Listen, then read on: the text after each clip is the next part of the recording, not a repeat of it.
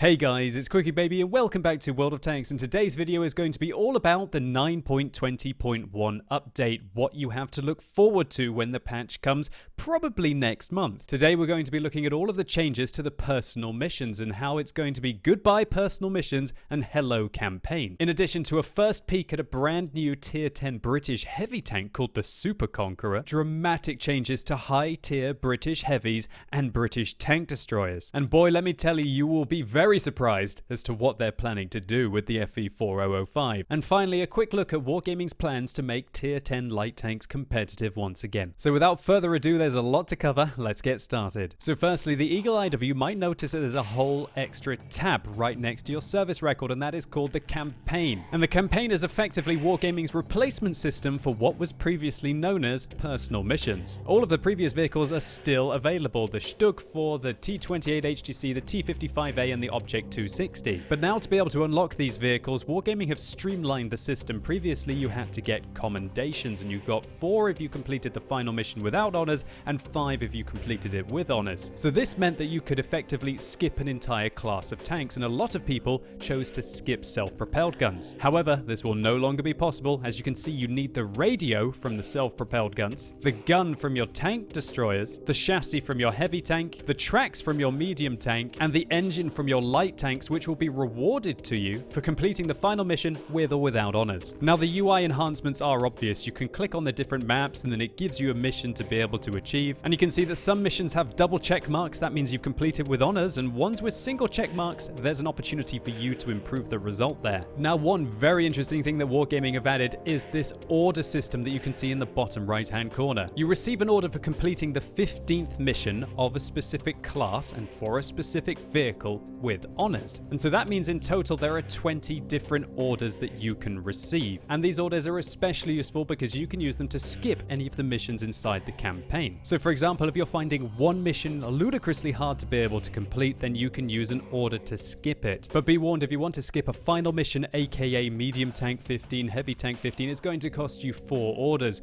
But one thing that must be mentioned is that the orders that you receive from the Stug 4, for example, you can use to skip Object 260 missions. And so this means if you complete the Stug 4, the T28 HTC, and also the T55A, for example, that's 15 orders that you will have earned, and you can use them to be able to help get your hands on the Object 260. And one thing that's great as well is when you use them to skip the final mission, for example on the self-propelled guns, which is I think one of the only personal missions that I haven't finished yet for the Object 260, you will get that female crew member, and then you can recruit them and sign them to any of your vehicles. In addition to this, Wargaming have added in some badges so you can show off how far you have gone through the campaign. Whether you've managed to get the Stug, the T28 HTC, the T55A, or the Object 260, if you click this badge, it's going to be up in the top left-hand corner of your screen, and it will also be in the team list inside the battle for everybody to see. In addition to this, there are different classes of badges available. We can see that I've got a Class 2 badge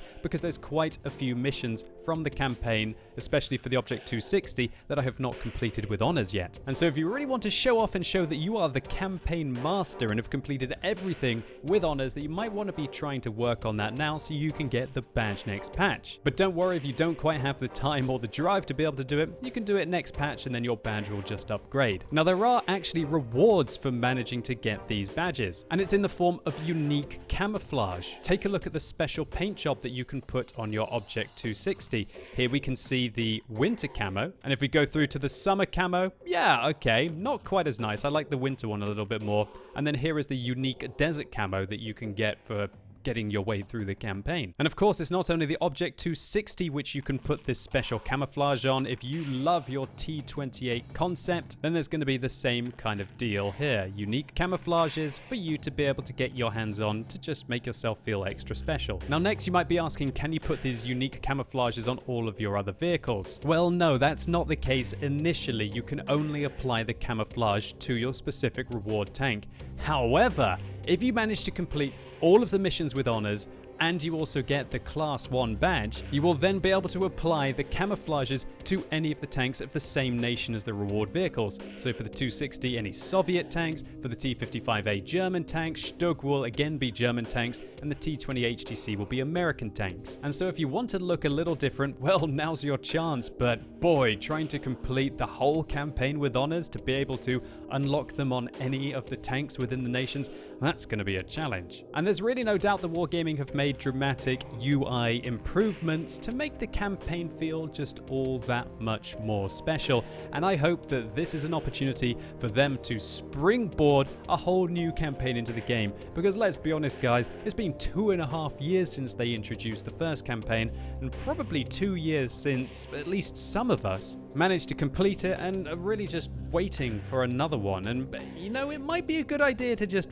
not sell 4 premium tanks, and there you go, job done. And finally, it should be mentioned that Wargaming have made a series of changes to some of the conditions to complete specific missions. I'm not going to go over them here because it would take far too long. It seems like they've changed pretty much all of them, and so I do recommend going onto the homepage and seeing if some of the ones that maybe you're stuck on are a little bit easier, or hopefully not harder. Next up, Wargaming are going to be awarding you bonds whenever you get epic medals in World of Tanks. And for any of you that are out of the loop, bonds are one of the most sought after currencies in the game because they allow you to purchase improved equipment amongst other things. So how many bonds are you going to be receiving for your epic achievements? Well, let's take a look. If you're able to get a steel wall in a tank from tier 6 to tier 8, you're going to get a bond. If you get it at tier 10, you'll get 2 bonds. And if we look up the other side of the list, getting the hardest medals to get in the game, in my opinion, the Rosanai Heroes medal, you will get 5 bonds at tier 6, scaling up to 15 bonds at tier 10. So there we can see the difference between getting one of the most common medals in the game to one of the rarest. And so depending on how often you manage to get these medals, you might start to rack up some bonds. But let's not forget how expensive the enhanced equipment is. 5,000 to be able to get a wear resistant gun laying drive to give you an extra 2.5% bonus to your aim time compared to a standard one. That's going to require you to get 2,500 high caliber medals in tier 10 tanks. That might take you a few months. Nevertheless, I think nitpicking on the specifics here is not really the best way to look at it. I think what this shows is that Wargaming are really trying hard to think of new ways to add currencies into their game to try and encourage us to play, or alternatively just reward us for making things that are epic feel better. And hopefully they'll be adding bonds as rewards for other facets of the game, maybe for completing specific missions, and so we don't all have to bang our heads against the wall playing the ranked game mode to stand a chance of being able to get some of that fancy equipment. Next up, a series of vehicles have been reworked to HD quality, and oh look, we gotta have a fancy garage to be able to show off HD tanks, right? Love it or hate it, here's the tier 6 American heavy tank. It is the M6. In addition to the T-34-3, which is looking more like a Type 59 than ever, right? Next up, 2 French self-propelled guns. Here's the Bat Chatillon 155-55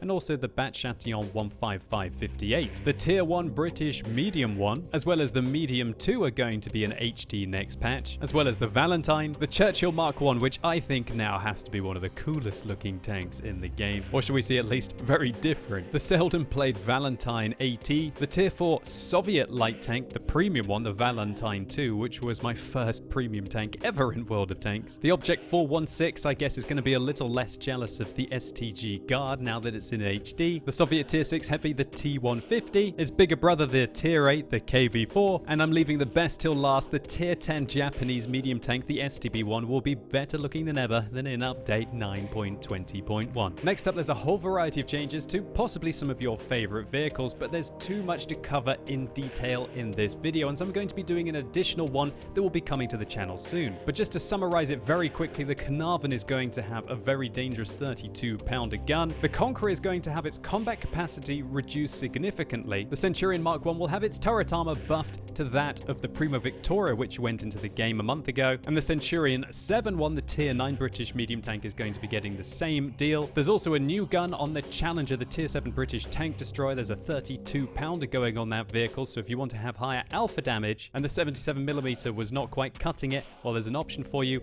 The FE4202 is going to have improved turret armor and also an engine power increase that should make that vehicle a lot more competitive than it is now. The Charioteer is having its gun depression buffed from 5 degrees to 10 degrees if you choose to use the 105mm on that vehicle. There's a dramatic change to the Conway. It's going to have a new 5.5-inch AT gun that will have 600 alpha damage with 260mm of armor-piercing ammunition and 770 damage of 200mm Hesh rounds, although those are going to be expensive, just like with its bigger brother, the FV215B183, or actually it's the FV4005 Stage 2, right? However, if you choose to use this bigger gun, the turret traverse is going to be limited to 90 degrees to the left and 90 degrees to the right, unlike if you choose the 120mm.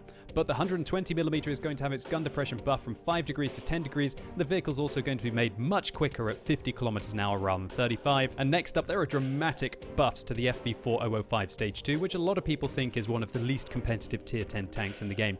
Firstly, it's becoming ludicrously quick. 950 horsepower, and combine that with buffs to its dispersion when turning its turret, and also increasing its turret traverse speed, and giving it 10 degrees of gun depression and increasing its turret traverse to 90 degrees to both sides, as well as increasing its ammo capacity from 12 to 20 and its top speed limit to 50 kilometers an hour and 15 backwards. It's looking like this tank could be a bit of a monster. Next up, the Rheinmetall Panzerwagen is having its alpha damage reduced, but its rate of fire increased and its aim time and gun handling improved significantly. The Type 59 is getting some dramatic aim time buffs, and the T-34-3 is also getting them as well. And also the T-34-3 has now the same hull armor as the Type 59, which is much better. The 59 pattern is getting 22mm of extra penetration on its standard round, so you should have to be less of a gold noob in that tank. And the Tier 10 Chinese light tank, the WZ-1321, is getting more ammo for. That's not really a big buff though, but you could argue that that tank was competitive as it was. The Tier 10 Soviet light tank, the T-100LT, is having its rate of fire buffed significantly and its ammo up as well.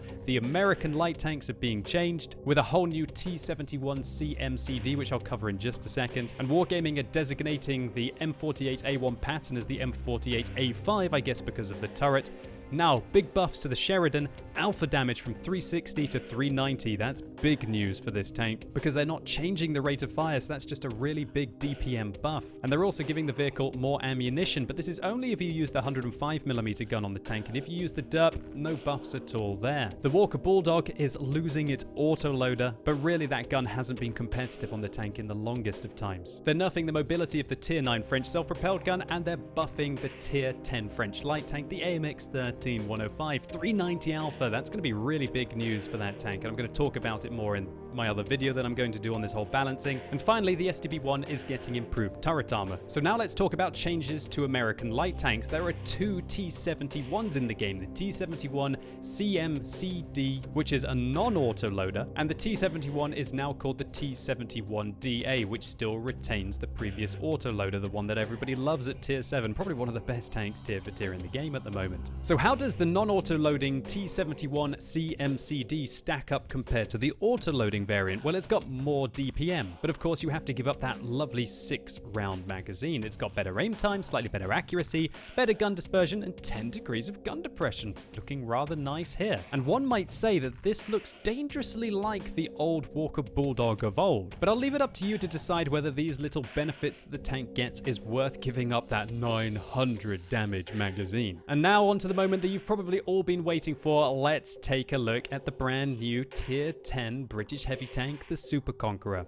So here's the model, and yeah, it basically looks like a Conqueror that has a riot shield over the front of the turret and the hull. And remember, if you want to get your hands on the reward variant of the FV215B, you probably got about 2, 3, maybe 4 weeks to be able to complete your grind, and then to all intents and purposes, you may never be able to get your hands on this tank again. And there might be a very good reason to complete your grind, and that's because the Super Conqueror, unlike the Foch B, is just not an all-round upgrade over the current FV215B that a lot of people were hoping for the tank. The vehicle has lower DPM but an increased ammo capacity, it's got worse aim time, it's got worse gun handling, it's got worse mobility, it's got lower hit points, and it's got 10 meters less view range. But boy, does the Super Conqueror perform well if you manage to get this tank hull down. If you manage to go hull down and protect your god-awful lower plate in this tank, you have about 300mm of upper hull armor. And remember, this is spaced as well, which should provide you with protection from heat rounds. The vehicle now has a rounded cupola, as we can see on top, and so if your enemies